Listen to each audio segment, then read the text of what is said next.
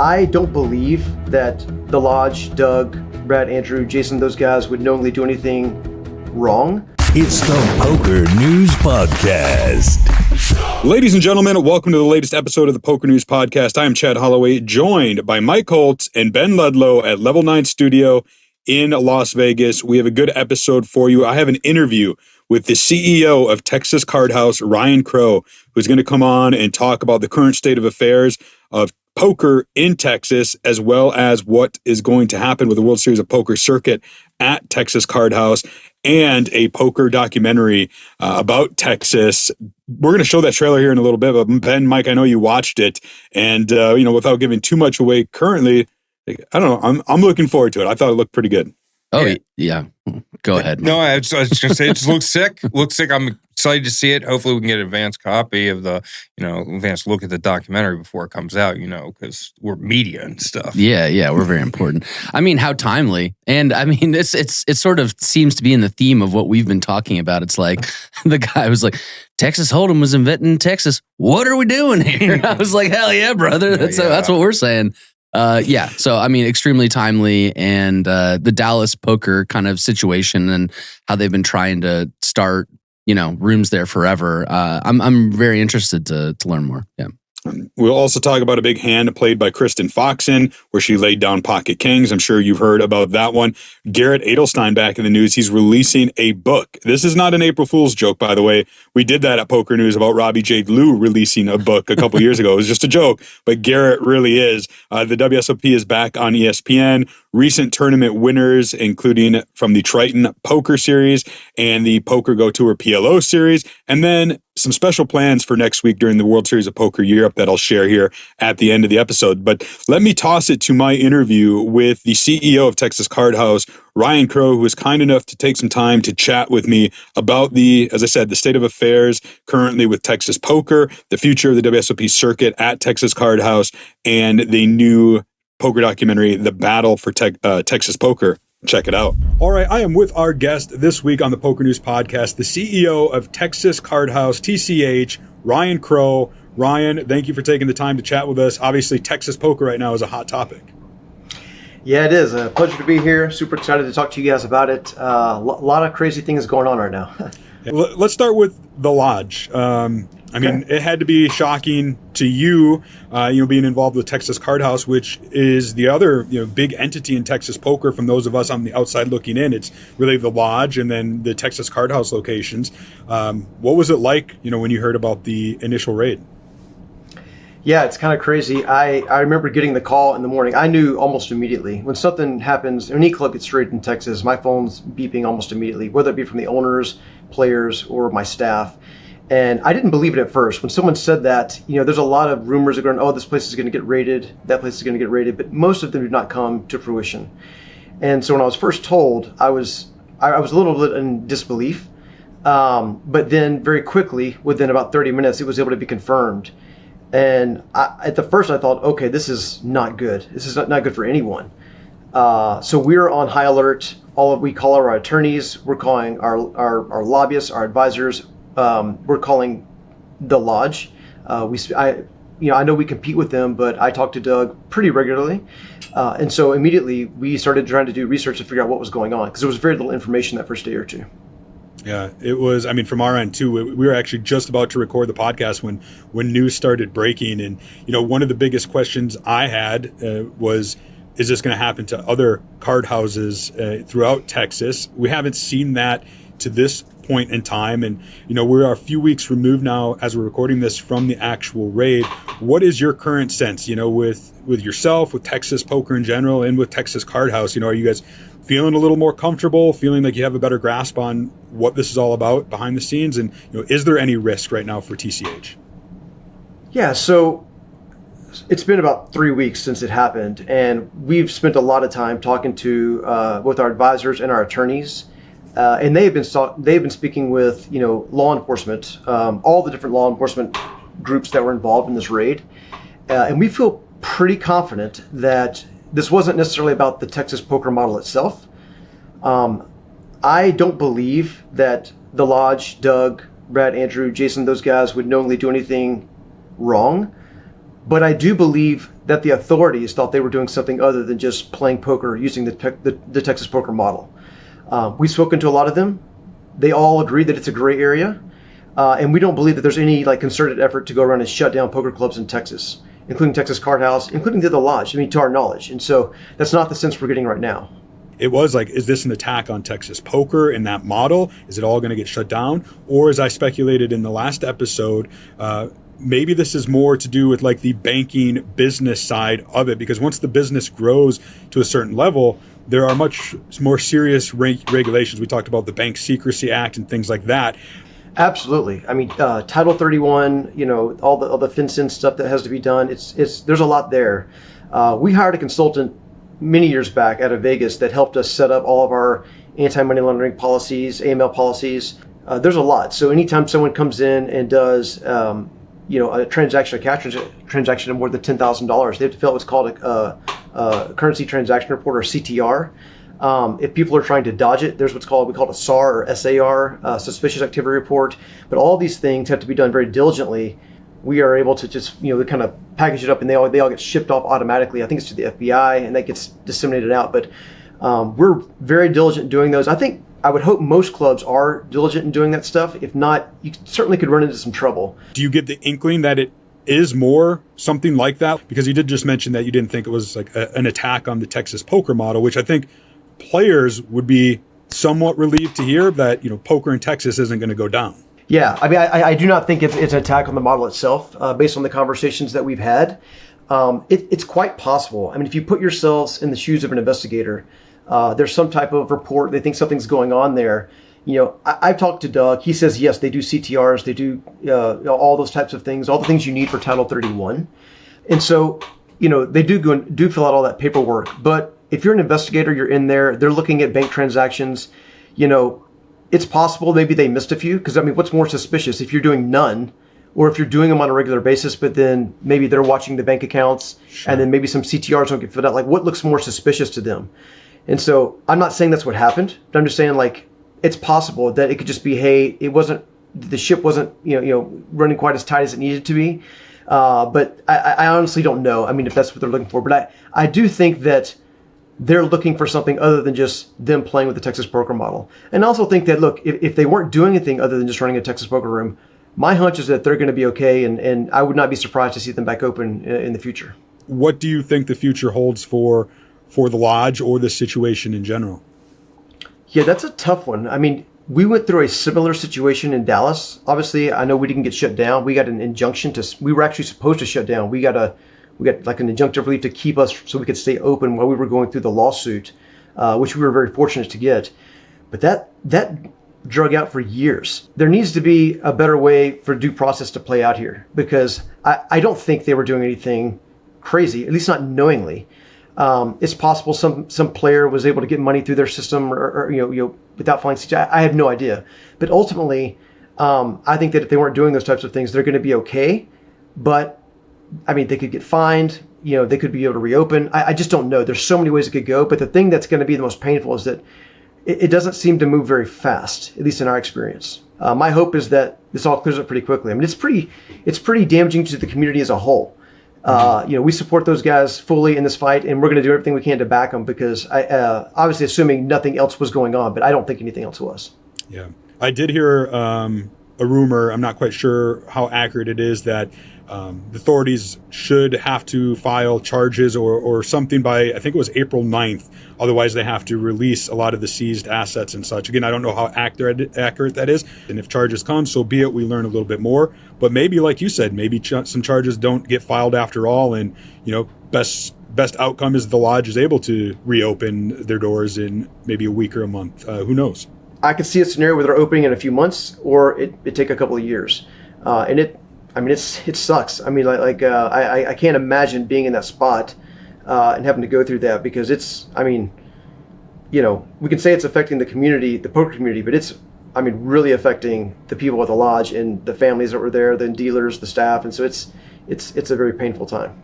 How is this going to impact other rooms like TCH? I know you guys have the World Series of Poker Circuit coming to town, and I've had people slip into my DMs saying, should we go? Is this still going to happen? Are they going to cancel the WSOP circuit there? We've speculated it on the show. I can hear it straight from the horse's mouth right now. What's the status with the WSOP Circuit and TCH? Yeah, so after, like I said, after the conversations with our attorneys, advisors, and the conversations that they've had, both we and the World Series of Poker feel very comfortable moving forward with the series, and it will happen. They've reaffirmed it. We've checked with them. We've kind of dotted our I's and crossed our T's, and we feel that it is definitely, at least for now, it's definitely safe to come in and play. And so we're excited about it. We're gonna try to host it the best we can. We're expecting a big crowd, and super excited to be, have the honor of bringing the first WSOP to Texas. Let's talk about the new documentary that you are involved in, and I recently learned of. Was very excited. The Battle for Texas Poker. One might think that this has come about because of recent developments in the Texas poker scene, the raid and such, but this has been in the works for quite a long time. What can you tell us about this documentary? Yeah, I mean, we've been working on it for almost 2 years, and most of it is because of situations similar to what the lodges experienced. There were the raids, if you remember, in Houston back several years ago, where the Post Oak and Prime were raided. You've had smaller clubs like in Watauga, and you've had the issue with us in Dallas, where we have the city attorney stand in front of the city council and say this is a legal model, and then a year later they just say, hey, we made a mistake, we're yanking your CO. All of this is just it's crazy. And things that you wouldn't think would happen in the modern day of Texas. And what we want to do is try to humanize the industry a little bit. When we talk to legislators and we talk to people who aren't involved in the poker industry, in their minds they picture something more seedy, something more negative. And so I remember when we had the issue happening in Dallas, we invited the city council members to come in. And almost the same thing was said by anyone that stepped in. They would go, oh, this is not what I expected. And we want people to understand who we are, like what the community is about. And one way to do that is to say, let's tell the story. It's funny, P&R Creative actually came to us. They actually were wanting to do like a reality show, like poker show. And we were sitting there talking about it and planning, and we started talking about what was going on in Dallas and the raids. And they're like, man, you know what may be more interesting? Let's tell the story of what's happening in Texas. One of the main audiences that we want for this are those lawmakers in Texas, because we want to be able to show it to them and say, hey, look, this is what's going on. This is who we are. We're not hiding in the shadows. We're here to create a community, and we want you guys to support it. And so there's one talk path where, hey, let's go try to get regulated. There's the other one where, like, hey, let's just go clarify in the penal code that, hey, what we're doing now is legal. And so there's two different paths to take there. And I don't know which one will ultimately work. Hopefully we'll get one of them through. But it's not as simple as just going and like changing a bill, or you really have to convince people that, hey, it's in the best interest of not only our industry, but the state of Texas and the people that live here. Our goal is to have it out this summer. At one point we had aspirations to do a pre-release or a release for this first WSOP series, but I don't think we're going to make that timeline. But my hope is that by midsummer we'll be able to get it out. We're definitely going to put the first episode on YouTube, but we're looking at maybe putting the rest of it on Prime or possibly Netflix. In Texas, certain values are woven into the very marrow of our identity. Some run deeper than tradition or even history itself. I'm talking about God, football, barbecue, and of course, poker. Texas Hold'em, the world's most popular card game, was born right here in the Lone Star State. But from the start, it was tangled with organized crime. That shadow forced poker underground in Texas, where it stayed hidden for more than 60 years.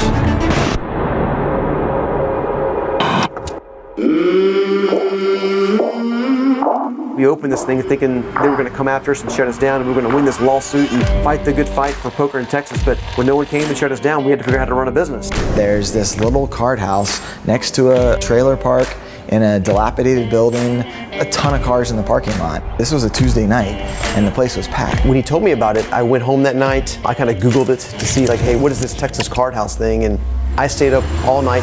I think we all intellectually knew that it should work. Poker in Texas has been booming like crazy. I think it's been really important for players in Texas to have had the opportunity to play in card rooms day after day.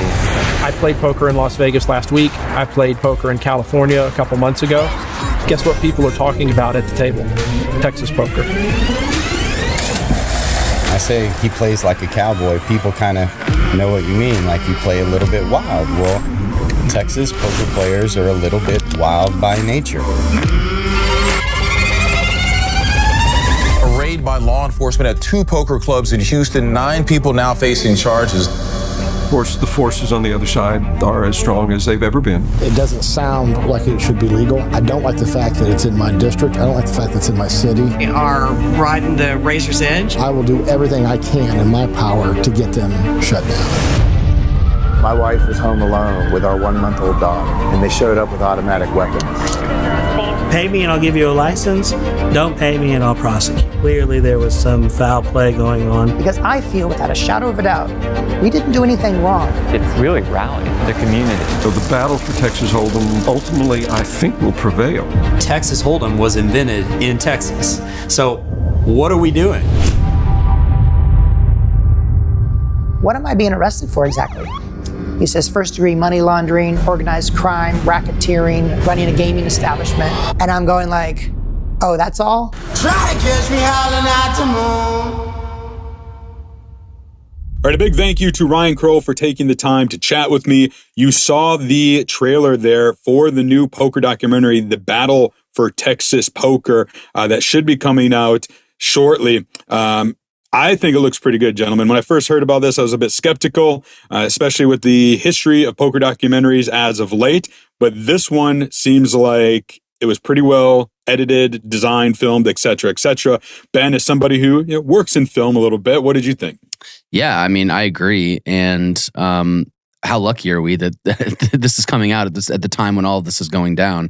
I mean, it seems like they took it seriously. Obviously, this has been going on for 10 years, and we've got a ton of examples of rooms being shut down even before the lodge that obviously are going to feature heavily in this documentary. Mike, I know you have been in a poker documentary. Our good friend Mike Bailey does poker documentaries. He's done one on you, so you're intimately familiar with it. What do you think of the trailer? Does it get you a little bit excited? It did get me a little excited. Oh, wow. No, I in all seriousness, the first 4 words out of that Southern man's mouth in the thing, whatever he said, where he was like Texas, I was like, oh, this is gonna be so good.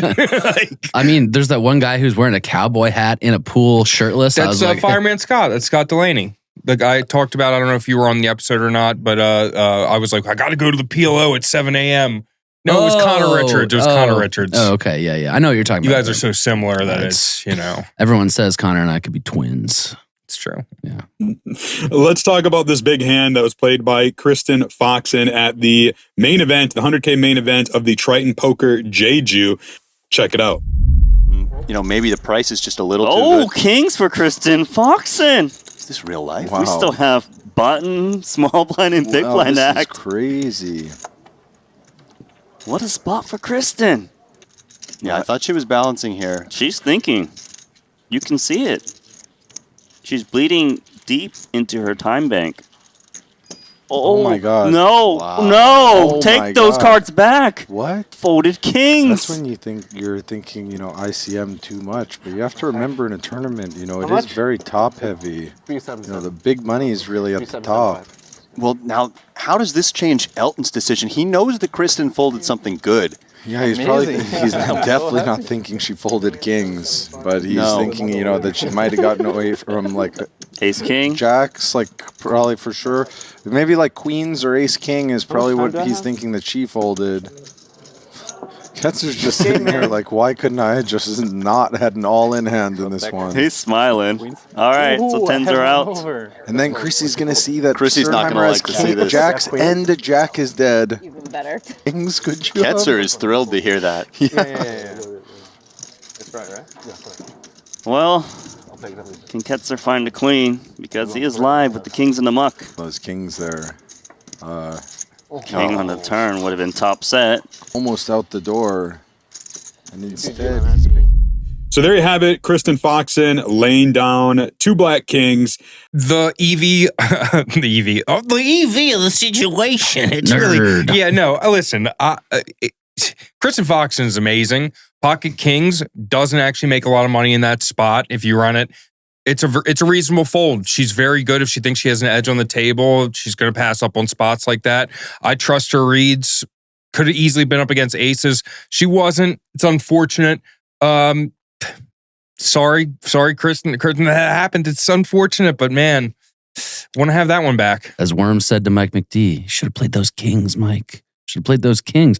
No, look, I mean, we would be having an entirely different conversation if the guys behind her had aces, right? I mean, like, what are we doing? You know, it obviously it looks terrible in the moment. You're like, oh my God, I can't believe you'd ever fold kings in that spot. But like, it's deep in the tournament, like 2 tables left. We're getting down to it. I mean, there's money to be made by folding.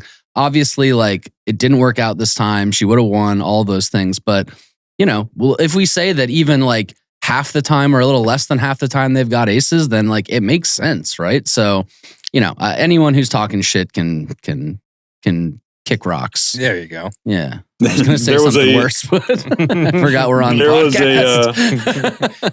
A poll on PokerNews asking, are you folding pocket kings in this spot? 11% said yes, it sucks, but I'm folding. 26% said the spot is closer than it looks. And 63% said no chance in hell. I think me, like, yeah, no chance in hell. I'm gonna put it in there, but I'm also not. I don't think it's a terrible play by any means. I'm no expert. Kristen Foxen is such an accomplished player; she knows what she's doing. Yeah. So, who am I to judge, right? Let me just say this: when you look down at kings in that spot, I don't care who you are, you're not stoked. No, this isn't a situation where you're like, "Oh shit, got him." You're Jesus, oh God in heaven, I know kings. I mean, we've also seen so many moments like this when people should have folded kings that they just couldn't do it. Where it was like, you know, raise in the. I'm thinking about that hand with like Brett Ritchie and Phil Hellmuth, and that's why I thought you were going to say the 3 ways. Yeah, where Hellmuth stands up and is like, like right with 1 second, and then Brett Ritchie still calls it off with kings. I'm like, you could have folded there. No, that's one of the worst calls in history. Yeah, and he had freaking kings. Really, so. It was a really bad call. The other woman, there was a woman Beth in the hand too. Beth Shack. Yeah, Beth Shack. Didn't she? I mean, come on. It was awesome. It was awesome. It is. Yeah. That was also like 50 years ago. It feels like so. There were favorite 9. Oh, sorry. Go ahead. Yeah, 9 players left when that hand took place. Pay jumps were big, right? 9th place, $385,000, $3.8 million. Up top when she released those kings. It ended up being a 4th place finish for Kristen Foxen for almost $1.5 million. So she certainly laddered her way up there. It was Ben Tollerene defeating Philip Sternheimer heads up to win the tournament for $3.7 million. So congratulations to Ben Tollerene on winning the Triton Poker Jeju 100K main event. Let's talk about the poker book Beneath the Cards. This was a surprise to me, and usually I have my ear close to the ground of things that are upcoming in the poker world, especially when it comes to poker books. But I had no idea that Garrett Adelstein was releasing a book about the infamous Jack forehand involving Robbie J. Lube. There was a trailer released on Twitter or X where it said, Garrett tweeted just, "It's time I tell the full story." I watched the video. I was intrigued. I've already pre-ordered the book. Gentlemen, this is not an April Fool's joke, as I mentioned. Are you excited? Are you going to get this book? I think regardless of, you know, how he points the finger, all of this stuff, he's got a really interesting story. He's a really interesting guy. He's a really thoughtful guy. And I know he went through a lot after all of this. So, I mean, I'm interested to see and hear more about his emotions that, you know, he dealt with the last several years dealing with all of this and kind of like leaving poker overnight after being one of its biggest stars. So. Mike, what? Robbie J. Lube cheated, right? All right. We all know it, right? I forgot who I was talking to for a second. we got he cheated, right? Like, what are we talking about? I forgot I'm the politician, and Mike's just like, fuck him. No, I just I rewatched the hand because Garrett posts on social media on Facebook. I saw his post whenever this released. I'm not joking. I pre-ordered it so quickly. It was 1 minute after its announcement, and I'm such a corny internet nerd that I went on Amazon. I was like, "Can you see who pre-ordered it first?" Because I think it was me. I'm so cool. Anyway, that is pretty lame. Yeah, it's super lame. Super lame. But I rewatched the hand, right? Just to get a refresher on what happened. And it's like, dude, that hand is the most suspicious thing I have ever seen in my life. She's just like, yeah, I think I'll be calling here. Then she has no idea why she called. Can't figure out. She gave the money back to the guy. The guy from production stealing money off the stack. There's just too many things. It's a weird situation. I don't know, man. So when the tweet came out, Robbie engaged with it. And I got a good kick out of it because I do know Robbie at this point. I know Garrett at this point as well, where she tweeted at him, congrats on the new book. And Garrett responded, I think you're really going to like the last section. You're in that part a lot. And then Robbie tweeted back to that, I always enjoy a good fiction, kissy face, and a screenshot that she had pre-ordered the book. Oh, wow. I mean, look, if you're going to be it, just lean into it, right? At this point, like, there's nothing to be done but lean into all this shit. So good for her, I guess. Yeah, I mean, she's certainly taken the opportunity that is presented pretty farther than you would think for someone calling off $100,000 to Jack High, you know.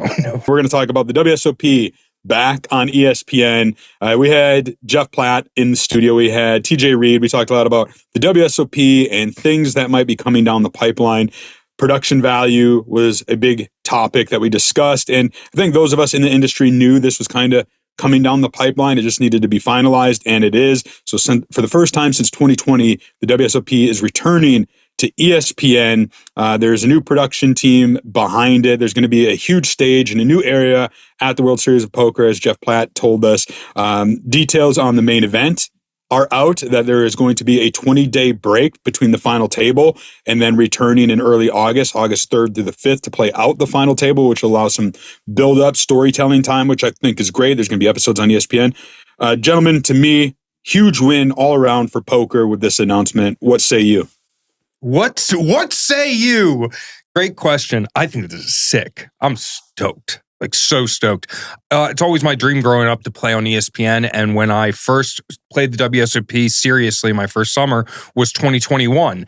And if you listen to what Chad just said, they left in 2020. So I never got the experience. And that's why I've never cashed the main event, actually, is because I haven't tried hard enough because ESPN wasn't there. That makes sense. But now that ESPN's going to be there, I'm ready to make. He's talking about a 20-day break. I'm visual. I'm like, I'm just going to have to shut my phone off during that time. I'm going to be getting blown up because I'm chip leading the main. You know, that's happening. Can we still hang out though? If I Absolutely. Okay. Absolutely. I know where you can live. hang out. This is me and this is you, you know? Amazing. Obviously, it's exciting. You know, we all grew up watching it on ESPN. We all grew up, you know, that's what made poker mainstream, was it was on ESPN and kind of shown to the world. And like all of a sudden, everyone was playing poker. I'm pretty sure it's Omaha Productions that's involved, which is Dan Gotti, who used to be head of production for PokerGo, went to run production over there. So it was a huge up for him. And the fact that he's staying in poker and kind of bringing over one of the best production teams in the world is sick. And I mean, the 20-day break is also, you know, we kind of got a hint that was going to happen. We knew that, you know, that was probably coming. But as we talked about, like, if you want to make poker more mainstream, you got to give time to build up these stories, to market these players, to market this event. So a 3-week break feels like perfect for me, especially so Mike can get, I don't know, what kind of sponsorships? Like, I don't know. I was daydreaming local dispensaries or no, I would say Starbucks, Sprite. I would say Sprite. Oh, probably. Sprite would be fly. That would be. Imagine just fully decked out in Sprite on ESPN. I've thought about it.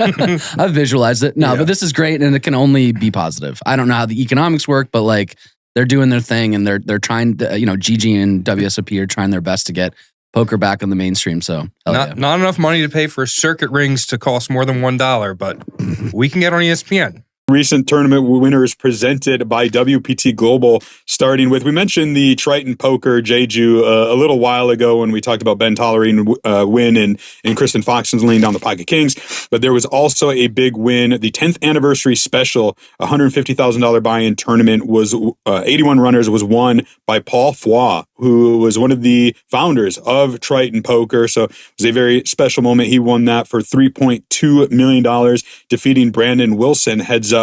Brandon Wilson taking $2.2 million, which is a new career high score. And Ben, as you mentioned when we were in our group chat, quite the heater and year that Brandon Wilson is having. Yeah, I mean, he's cashed for $1 million at every single Triton, at least $1 million at every single Triton stop. Pretty sick. So, I mean, you know, that doesn't mean that he's profitable on every single stop. He might have had $1.5 million in buy-ins on one of them. Yeah. But still, the fact that you go and you're cashing for that much and that, like, he's just making, you know, he might be the most consistent results in high rollers, especially of American high rollers right now. So I'm ready to don him the king. So he's got just south of 15 million in career earnings dating back to 2021.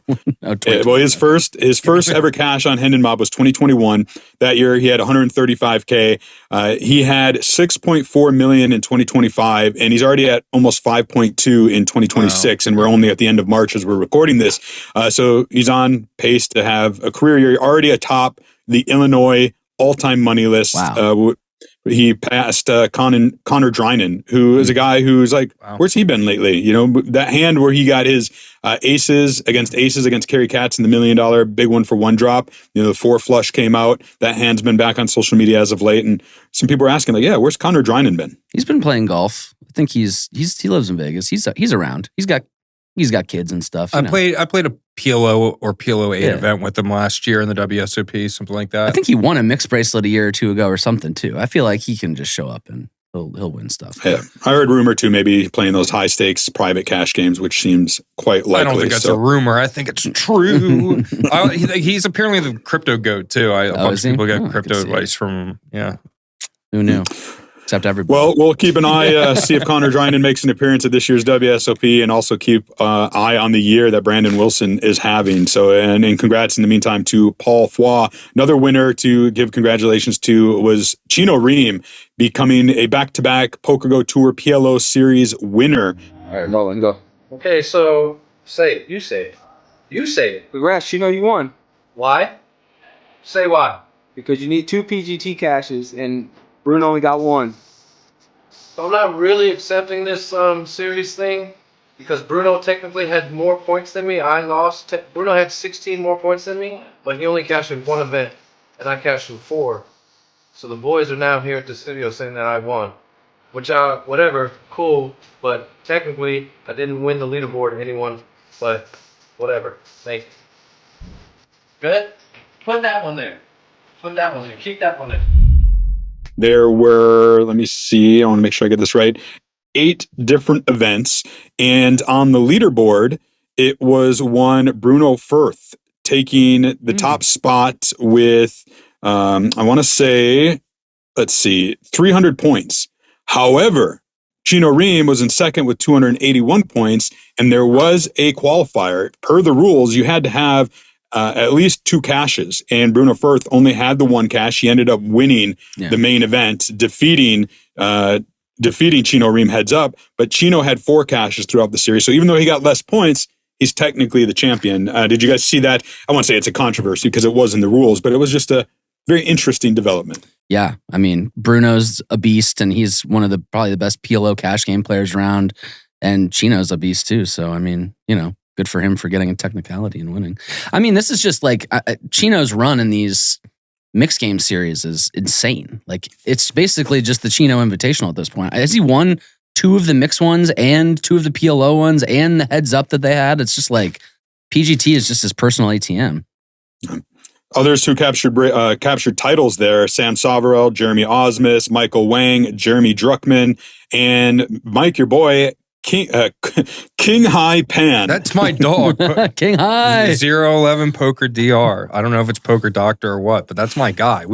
I'm not exaggerating when I say he and I have played more hands together than maybe anyone's ever played with anyone ever. Like, I've probably played 1 million+ hands with this guy. It's insane. Hell yeah.